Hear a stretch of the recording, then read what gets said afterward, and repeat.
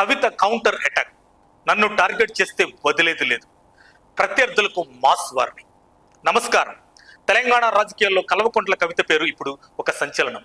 Delhi liquor scam కేసులో jail నుంచి బయటకు వచ్చినప్పటి నుండి ఆమె అడుగులు చాలా ఆచితూచి పడుతున్నాయి. అయితే తాజాగా తనపై వస్తున్న విమర్శలపై కవిత గట్టిగానే స్పందించారు. నన్ను విమర్శించే ముందు మీ స్థాయి అంటూ చూసుకోండి అంటూ ప్రత్యర్థులకు స్ట్రాంగ్ కౌంటర్ ఇచ్చారు. తన రాజకీయ ప్రయాణంపై, వ్యక్తిత్వంపై వస్తున్న ఆరోపణలను కవిత తీవ్రంగా ఖండించారు. ముఖ్యంగా అధికార కాంగ్రెస్ మరియు బీజేపీ నేతలు చేస్తున్న వ్యాఖ్యలను ఆమె తిప్పికొట్టారు. కవిత ఏమన్నారంటే, రాజకీయాల్లో విమర్శలు సహజం, కానీ వ్యక్తిత్వ హననం చేస్తే ఊరుకోం. కష్టకాలంలో నా వెన్నంటి ఉన్నది నా కుటుంబం మరియు నా పార్టీ శ్రేణులే. తనను ఒంటరిని చేయాలని చూస్తున్న శక్తులకు తాను ఇంకా బలంగానే ఉన్నానని ఈ ప్రెస్ మీట్ ద్వారా ఆమె సంకేతాలు ఇచ్చారు. కేసుల గురించి మాట్లాడుతూ చట్టంపై తనకు నమ్మకం ఉందని, నిజం ఎప్పటికైనా గెలుస్తుందని కవిత ధీమా వ్యక్తం చేశారు.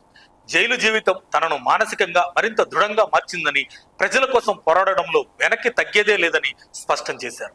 ముఖ్యంగా మహిళా రిజర్వేషన్ బిల్లు మరియు తెలంగాణ ప్రయోజనాలపై తన గళం వినిపిస్తూనే ఉంటానని ఆమె పేర్కొన్నారు.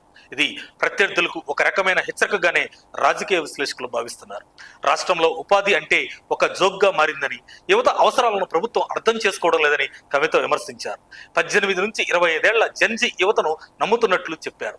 మంచి ఆలోచనతో వచ్చే 25-45 ఏళ్ల వారికి 2 లక్షల నుంచి 20 కోట్ల వరకు రుణాలు ఇచ్చి ఉపాధి కల్పిస్తామని ప్రకటించారు. యువత ఉద్యోగాలు వెతకకుండా ఉద్యోగాలు ఇచ్చేలా తయారవ్వాలని గూగుల్, వాట్సాప్ లాంటి సంస్థలు తెలంగాణ నుంచి రావాలని ఆకాంక్షించారు. సీనియర్ సిటిజన్స్ కోసం ప్రత్యేక శాఖ ఏర్పాటు చేసి వారి సమస్యలను పరిష్కరిస్తామని తెలిపారు.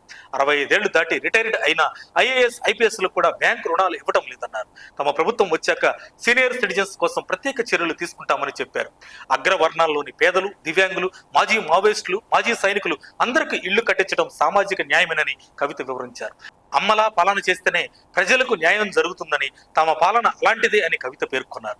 ప్రస్తుతం కవిత చేసిన ఈ వ్యాఖ్యలు సోషల్ మీడియాలో వైరల్ అవుతున్నాయి. బీఆర్ఎస్ పార్టీకి మళ్లీ పునర్వైభవం తేవడంలో కవిత కీలక పాత్ర పోషిస్తున్నారా, లేక ఈ విమర్శలు కేవలం రక్షణ కోసమేనా అనేది వేచి చూడాలి. ఈ ప్రెస్ మీట్ పై మీ అభిప్రాయం ఏంటో కింద కామెంట్ చేయండి. మరిన్ని పొలిటికల్ అప్డేట్స్ కోసం మా ఛానల్ని ఇప్పుడే సబ్స్క్రైబ్ చేసుకోండి. ధన్యవాదాలు. మరిన్ని అప్డేట్స్ కోసం మా కాయ్ టీవీని సబ్స్క్రైబ్ చేసుకోండి. మా వీడియో కనుక మీకు నచ్చినట్లయితే లైక్ చేయండి, షేర్ చేయండి. మీ విలువైన అభిప్రాయాలను కామెంట్ బాక్స్లో తెలియజేయండి.